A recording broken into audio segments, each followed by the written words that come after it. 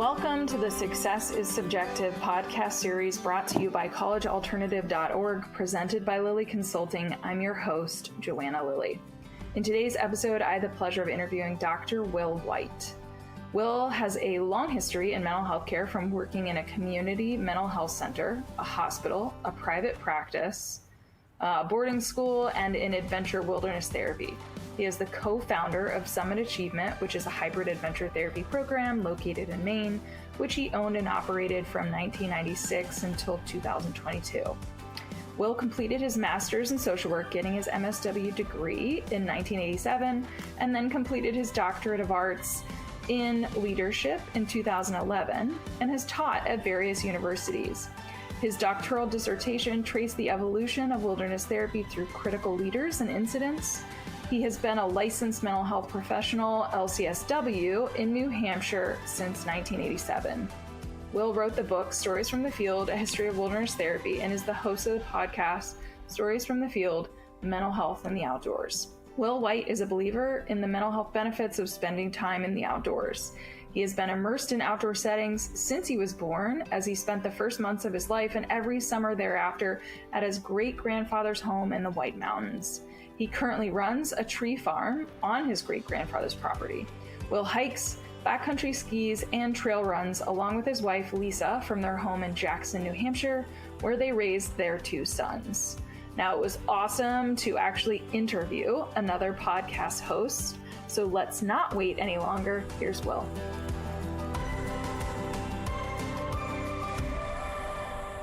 Will, I'm so excited to have you on the podcast. This is quite the honor in these final episodes for me wrapping up Success is Subjective. So I'm just beyond honored to have you. I know. You're wrapping it up? Surprise. Well, congratulations. You've had a really good long run. I have. Yep. Yeah. It has been a very fun and enjoyable experience. And I think it's the perfect stopping point for me to, I'm not saying it's over forever. It just is going to be on pause or hiatus indefinitely. Yeah. So I'm glad you're here. Not indefinitely for now. For now, exactly. There's a permanency to indefinitely. It's like, for now.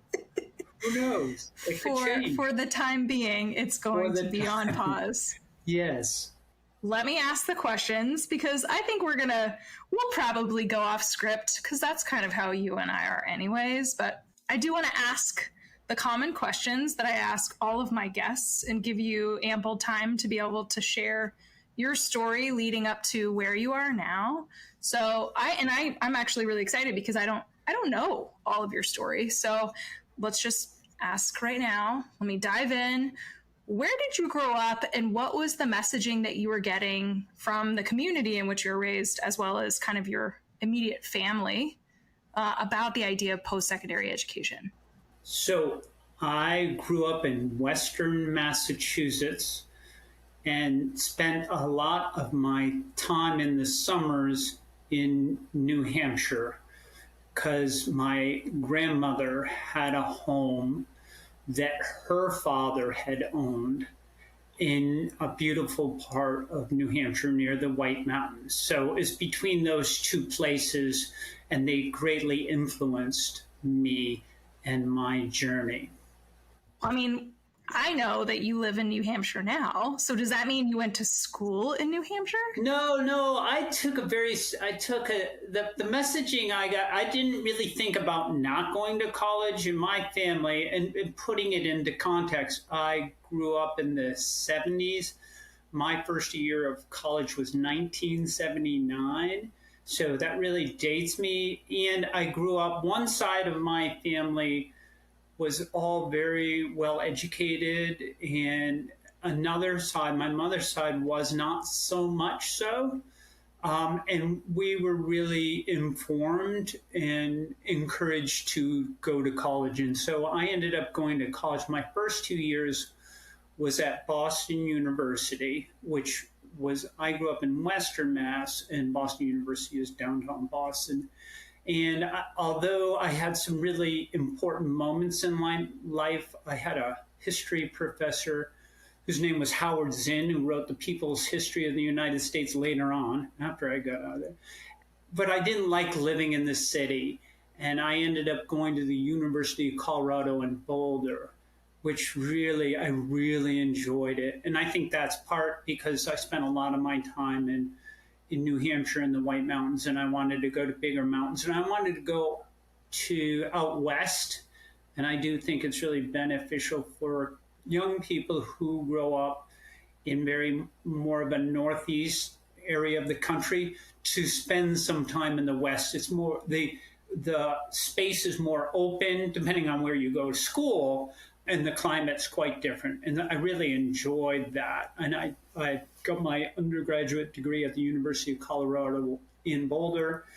Worked in Boulder, worked for Boulder Mountain, worked in Boulder for a number of years, did various different jobs from working on the bike path. I cleaned the bike path for a while. There weren't it was hard to get jobs. And then I ended up going to get my MSW at DU, University of Denver, but I lived in Boulder the whole time. So how long were you actually living in Colorado then? It was 8 or 9 years. Okay. That's a long time. Yeah. You beat me. I was only there for 7. Close enough, right? Yeah, and actually when I got out of graduate schools, there wasn't a lot of decent jobs, but there were more on the East Coast, so I ended up coming back to the East, and that's when I settled in New Hampshire, literally in the White Mountains. Which is a beautiful place to be. Yeah. So... Okay, so MSW from DU, having trouble finding a job in Colorado kind of at that time, and so moving back east. So, I mean, obviously I can make an assumption that you were working as a social worker or in some sort of kind of helping capacity. Why don't you talk us through kind of the transition back to the Whites, right? And like the career trajectory or the path that you took, again, winding and weaving leading up to where you are now. Yeah, I've always been someone who believes strongly in living in a place you want to live. And then, my motto in life is never live in a place that you wouldn't go for a vacation. So within that, it was really like I wanted to live in the White Mountains so I could ski and climb and also maybe be able to eventually afford a house, because in the mountains in Colorado the mountain towns were getting more expensive. And so that I ended up working at a rural mental health center, Carroll County Mental Health in North Conway, New Hampshire. And that at that time, you had to work in one of those centers in order to get your licensure as an LCSW. And so I immediately did 2 years of that. And then I joined a private practice for a while, did that for a while. And then the Clintons got into office, and they were talking about maybe having more of a healthcare system that every person in the United States would have access to. And I'm like, great, I'll take a year off, because I wasn't married, didn't have kids. I'm like, I'm going to go to Asia. They'll figure this out when I get back. Well, insurance, because when I was in private practice, I was insurance driven. And when I got back, it actually, as everybody knows, we never got social medicine. And so I got hired by a friend of mine who was a headmaster at boarding school, because I really didn't know what I wanted to do. I didn't want to join the private practice again. And then what happened was the school, I started working with a lot of kids, running their outdoor program, and also seeing young people who had been separated, maybe they had gone to a wilderness program. And this was before therapeutic boarding schools. This was in the late 80s. No, it was early 90s.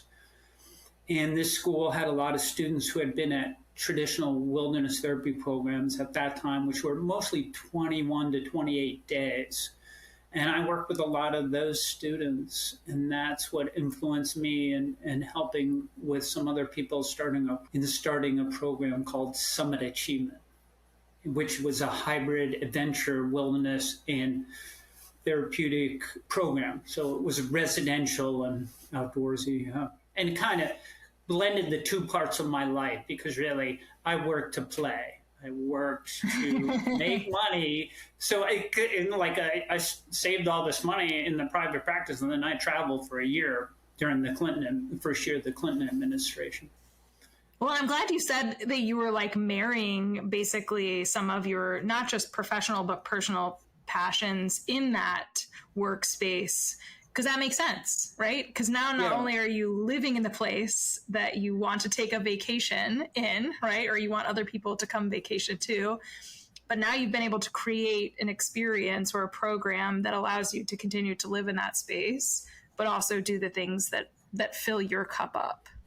Yeah.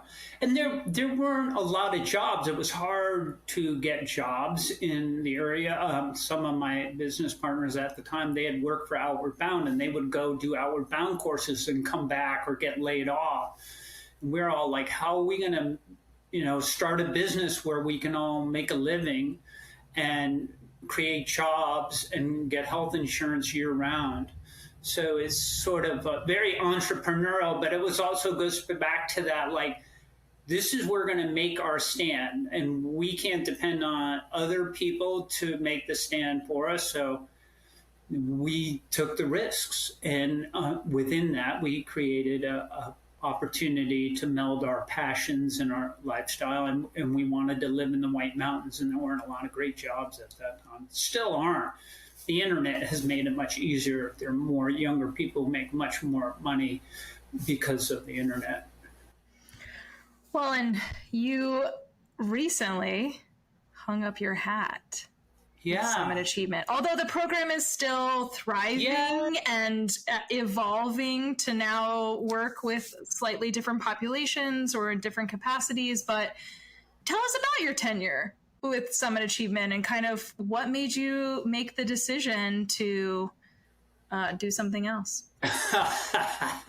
Well, I was growing up, 26 and a half years in any job. It was the longest I ever stayed at a job. All my jobs before that were like 2 or 3 years, and then I'd go traveling. So that's part of it, is like I'd been doing it for 26 and a half years. I'm like, okay, there's another stage in life, and I wanted to not have that responsibility anymore, because owning a business is a great responsibility. You can never just turn out, you're always going to be impacted, especially 24/7. And so I'm doing some more consulting gigs and continuing to do my podcast, Stories from the Field. I pivoted on the name, as you know. It used to be Stories from the Field, Demystifying Wilderness Therapy. And I pivoted the name to kind of be a bigger umbrella, which is called Stories from the Field, Mental Health and the Outdoors, which you've been on 2 times on the podcast. I have. Yeah. One was telling your story, your journey into the field, and then one was talking about being a therapeutic consultant. And we'll make sure that we have the links to both of those, as well as all of the episodes. You should, especially because you're not doing a podcast anymore. People want to keep hearing you. I want to hear her. Back in the day, in 2019 was my first interview with you. It feels like yesterday. It certainly does. Yeah.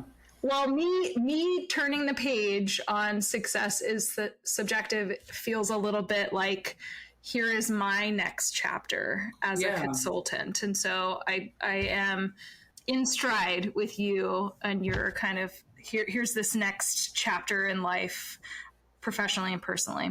We all espouse change and growth. And if, it's sort of the idea of Outward Bound was getting out of harbor and trying something different to get the barnacles off the boat. And my barnacles were getting pretty old. We move to different directions, and we want to embrace that. And it's scary, but it's great. I totally want to ask some specific questions about your consulting. And I also want to ask more questions about the podcast and your book, which you didn't mention, but I want to make sure that we're highlighting that too. But I want to, before I kind of veer off and ask for more information in that capacity, just up to this point, knowing that you have, from your early stories of pre-18, growing up in Western Mass, hearing to leading up to where you are now, 26 and a half years at one job as a co-business owner, right? And everything kind of before and after that. Do you see yourself as successful? I think success is very relative. Some days I do, some days I don't. Some areas of my life I do, some areas of my life I don't. I have two young men, and my boys are young men, and sometimes I see, so in different areas of my life, yes. In other areas, a complete failure. Can I ask what areas you feel like you're a failure? Oh, I definitely think I wasn't as present for my sons in certain years, especially because of my commitment to the business. So, I don't feel an overall failure, but I feel that my partner, looking back, I'm looking back now, and as I transitioned out of Summit Achievement, my kids shared more stories of things that, we remember on the vacation we couldn't go because this happened, or so that way sometimes. And then, different things that I've felt in relationships. As I get older, I see the value. I've always valued relationships, and I would always encourage people to embrace relationships in people. And I think at times I wasn't as good of a person in practicing what I preach. Thanks for thinking about that and answering that. I've never asked a guest ever to elaborate more so on any of their answers. And so I just felt like in that moment, you were so succinct in saying, yes, I'm successful in certain areas, but I certainly see that I have failed in others. And I felt compelled to ask for you to elaborate in that moment. So thank you for indulging me. Well, I feel pretty open about telling, here's my life. And because I'm in my 60s now, I don't carry shame about it. I have regret, but I don't feel like,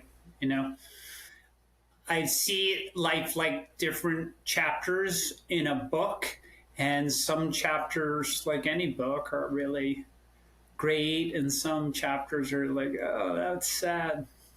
Such is life. But speaking of books, let's talk about your book. Yeah. So my book is called Stories from the Field, A History of Wilderness Therapy, and it really, I use the term wilderness therapy in a very big umbrella. And that's actually why I changed the name of the podcast, because wilderness therapy often has a connotation. Most people nowadays in the United States see wilderness therapy as being practiced in Utah or Idaho, and a survivalist model. But that's not, the book is really about adventure therapy, experiential therapy, wilderness therapy, depending on how you want to define it.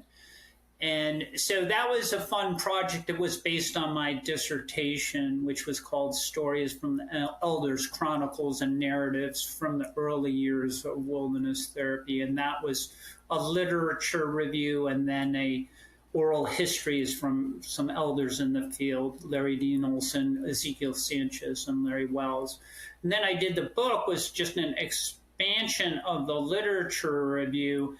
And then I had different program founders contribute chapters about the founding of their program. And I need to update that. I'm actually working on another book right now, because a lot of the things in that book, Stories from the Field, those programs don't even exist anymore, because some of them have closed and others have opened. Yeah. think that just speaks to the changes that exist and even in more generically in the mental health field. Yeah. Pre-COVID, and with kind of how recession hit us all differently. Yeah. So just lots of ebbs and flows for programs and whatnot. Yeah, behavioral health has changed over the years. I mean, I worked in the field in the the 80s and 90s. I have a aunt who was given a lobotomy, and that was called, she's passed away obviously many years ago, and one of my grandfathers had electroshock therapy, and that was cutting edge at the time. And so behavioral health care, which is what wilderness therapy is under, it's constantly evolving. And a lot of times we get caught up in the present, like, here's what, this is, we think we know the best thing to do because we're doing it. And yet when you look back, you go, we shouldn't have been doing that as a behavioral health care provider, whether it's in the outdoor or in, the electroshock therapy or the lobotomy that my Down syndrome aunt, who was now, she would, if she had lived, she would be 90, but she died at a young age. Yeah, lots of changes and better care. Yeah, behavioral. Who would have thought 10 years ago we'd be talking about dosing on psilocybin and ketamine, right? I mean, think how quickly it changes, and people are like, well, this is it. This is going to solve all the problems. Like, I don't know, but maybe. A lot of times in behavioral health care now, I just say, maybe. I like that. I do get asked all the time by parents, actually, like, what do I know about some of these like newer or kind of what feels a little bit more popular, kind of at the forefront, some new therapeutic modalities or new kind of experiences that somebody could go through treatment, like you said, ketamine or psychedelics. In that regard, it's interesting because there's not a ton of research. And so I think I like your answer of saying maybe, because I kind of feel like I'd like to know if I could fast forward 10 years from now and look back on some of the treatment modalities that are being used now, like what we're going to be thinking about them then. Yeah, and if it works for that person, fine. I mean, wilderness therapy, a lot of people, the adventure therapy, I love it. And there's a certain group that said, no, it was horrible for me. And I think mental health in general, you can see that through the same lens. That some treatments were really, there was regression therapy. A bunch of people in Boulder, when I was in the 80s, there were MDMA, which is Molly, but people that was illegal, and they were giving it to couples therapy, and then so it's important not to get caught in presentism, the idea like we know what's going on. Always questioning and getting the best information and feeling, while not saying everything's all good or everything's all bad, because the middle path is really, that tends to be the surest. Totally. Well, and I imagine that you're having conversations about a lot of these topics on your podcast. Yeah, this season of podcast is all about anxiety, but I've had different people critique it. It's behavioral health care in an outdoor setting. That's what it is. And that's what I've been doing for most of my career. And I personally imbibe almost daily on a therapeutic hike or a therapeutic ski. And it works for me. And I think more people would benefit from it. And then that all said, I am the epitome of white privilege. My name is Will White, and I came from a family like we're going to college, and I grew up in a time with male dominance, and a lot of the blinders, things that we thought were okay, we see are not okay. Some of the traditions and patterns weren't healthy for people, and we could go into that all over the place. But it's different, But it's different. I've raised two boys, and talking to them about college, and I had, before the pandemic, I was very much like, here we're going. And then all of a sudden, like, nobody in my family, except for my grandmother, who was born in 1900, and she would talk to me about the pandemic of 1918. So she was the last person I knew in my family who had gone through a pandemic. I didn't know anybody. We didn't go through high school during a pandemic. I'm like, what am I to say? Like, you should go to college. Like, I don't know what's going on.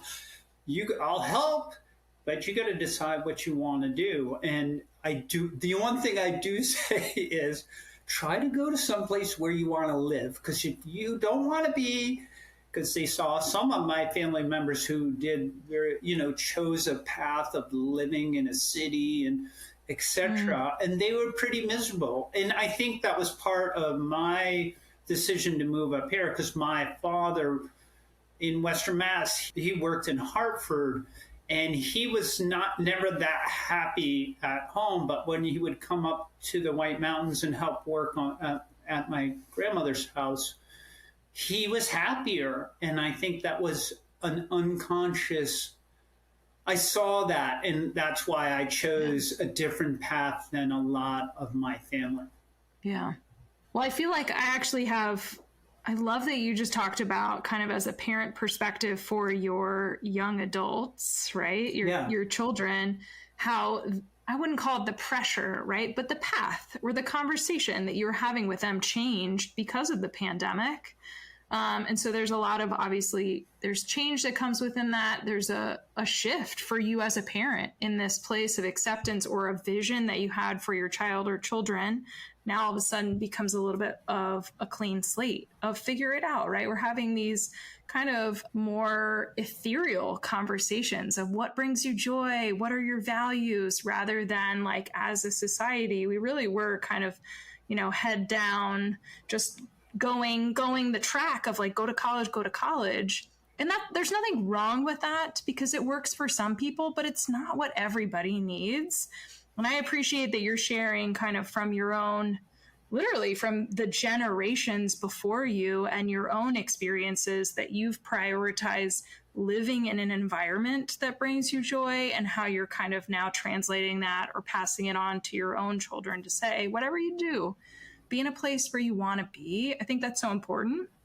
So I'm going to ask you this question. So it's a little backwards because I do ask every guest if they could give some advice, to a young adult who might be struggling, what advice would they give? And I do want you to answer that question, but I want to shift it. If you could give advice to a parent of a young adult right now that is kind of questioning their path or struggling in some capacity, is there something different that you would share with them other than the advice that you just gave?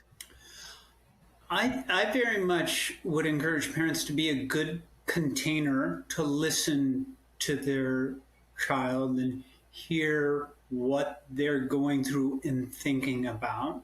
Because I think those parents, though many of them would be younger than myself, their college experience and their job experience is probably more like their parents' experience versus this generation, which everything is changing rapidly. And so being a container, while talking about, as I share with my sons, like I went to Boston University in a city. Part of the reason I left there, it wasn't healthy for me because it was a city and it was dark a lot. And it was Boston during the 70s, so we partied a lot. Not that I went to Boulder and we did party, but we did a lot more sports. We exercised more. So I share those stories like, what do you want to be? College is it's a lifestyle, but you have to work because it's work. College is work. Work is work. And finding a place where you're happy, or happy more often than not, and healthy, and where are you going to be? Are you a healthy place for you to be? Many people feel like they are healthier in a warmer climate. Go to a warmer climate, see what it's like, spend some time there. So I think parents should be the container and be somewhat directive, but also giving space to listening to their children, listen and say, hey, and one of my sons, he wanted to go, he went into a trade and started working in the trade. He said, I don't want to do this. I'm like, great. What do you want to do? And he made another choice to go get a history degree. I'm like, well, okay. And I wanted him to go the history degree to begin with, but it's sort of like letting hey, you're going to go to a 4-year college now. And initially you went to a trade school and you learned a lot from that experience. And that was quite different from my family, my father's family versus my mother's family. So I do think you can pick apart, obviously, some of that advice too that would translate directly towards the young adult. But you've worked with a lot of young people over the years, right? 26 and a half years working with high school graduates out of Summit Achievement. What advice would you give to somebody that is kind of at that place, right? Transitioning out, uncertain of the future, having had some sort of schooling interrupted experience, but transformative experience. What advice would you give that person? Relationships are the key thing in life, the key thing for happiness. And making sure the people you surround yourself with are bringing you up versus bringing you down.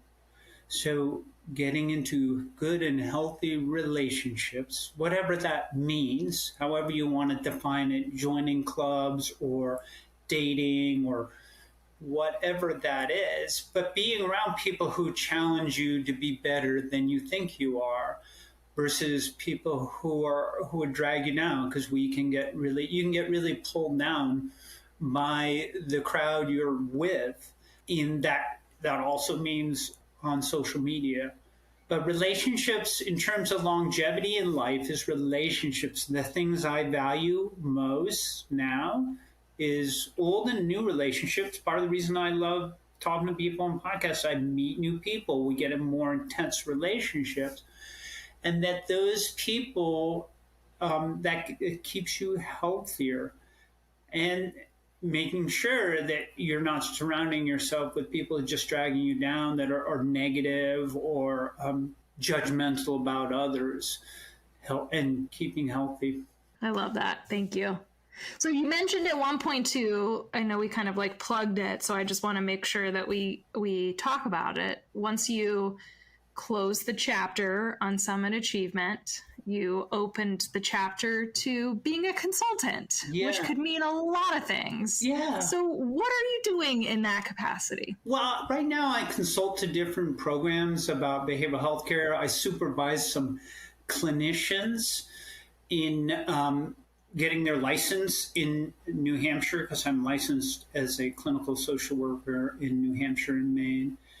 And it's kind of a placeholder, because I think next year 2024, I'm working on a bigger project and a newer idea, but I'm in that transition period. So the best way for people, if they're interested in connecting with me, would be to reach out on my podcast website, which is storiesfromthefield.com, or Will at storiesfromthefield.com, 2 L's. And my website for consulting is wmai.org. Perfect. And we'll make sure all of those links are in the show notes. And I'm stunned a little bit, only because as an entrepreneur myself, and also as what I feel like is a soon-to-be ex-podcaster, but I also love interviews. So everything that you keep saying is just it's kind of firing little things off inside me. And I am so excited to hear about this big idea that will be kind of coming to fruition in 2024. I'm not going to ask about it, because that's... You did. I've given you. That's all I'm telling right now. Okay, good. A lot of it's right in here. I'm excited to see the rollout, though. And it also just it sparks a little bit of joy and a fire in me now that I am closing this chapter, a very small one, but it also feels profound in some capacities. Wait a second. Over 200 episodes. Let me tell you, it's not a small one. It made an impact. It helped a lot of people. Well done. Well done. Congratulations. I am very humbled in this moment, and I appreciate it. I'm going to have to sit with that because of course, I'm going to minimize it. But you're right. I hear more and more from families the expressed appreciation for hearing about other people's journeys and how that has then allowed the parents to come to terms with their own children's path. And like you were saying, kind of just listen, hold the container, but listen and kind of let them explore on their own rather than, hold on to whatever path or vision or trajectory the parent had in mind for the young adult, and grieving the loss of that vision. I think that's also super important because there's also nothing wrong with grief. And it's also okay to let go so that you can learn to embrace who your child is becoming, even if they've gone through, changing schools to mental health or substance use or whatever it is that has kind of played out for them. So anyways, I'm kind of digressing a little bit, but I have had parents over the years who have expressed appreciation, and that was why I started it in the first place. And so it is on hiatus. It will be on hiatus as of episode 200. However, maybe it will come back at another point down the road. I hope so, because really you've created a great a catalog of stories, and those stories are about relationships. And I think now we've moved post-pandemic, people really see the importance of connection with the others and see the commonality that they have with others. And the only way they can do that is hear the story or watch. Yeah. So thank you for what you've done. Hey, right back at you from one podcaster to another. It's all about the relationships. Yeah. So thank you. Thank you for paving the path, making it easy for me to step into this space. So I appreciate you. Well, you did a much better job than I. Thank you.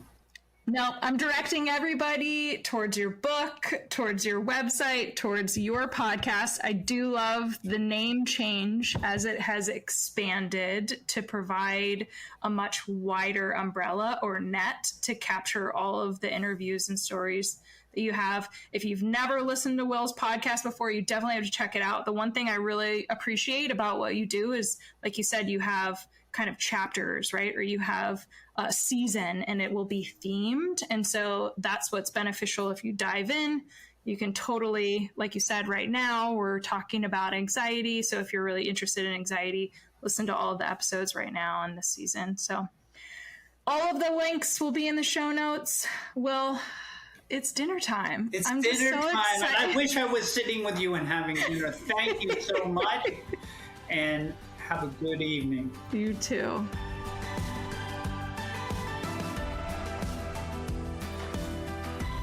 That's it for this week's Success is Subjective episode. I want to thank my guests for joining me on this week and for being willing to share your journey. This podcast would not exist if it wasn't for people such as yourself. Stay tuned for the next episode where you can bet it'll be another amazing human sharing their personal story with the world. Make sure you check out the show notes where you will find contact information, website details, and all social media for our guests. And also put a face with a voice by accessing their interview on the newly formed successissubjective.org website. If you're interested in being a guest on the podcast, you can email me at Joanna, Joanna, at successissubjective.org. I would also be remiss if I didn't tell you to check out the collegealternative.org and lilyconsulting.com websites for additional resources outside of podcasting. If you're listening to the show on Apple Podcasts, please do me a favor and subscribe. And while you're at it, feel free to leave a review. You can also download to listen to Success is Subjective on any other popular podcast apps such as Amazon, Audible, Google, iHeartRadio, Spotify, Stitcher, and TuneIn Radio. And last but not least, Success is Subjective is listener supported, made possible by me and by you. You can show support for the continuation of this podcast by donating on the successissubjective.org website. Thank you for tuning in, and remember, there is no single path through life. Success is what you make it.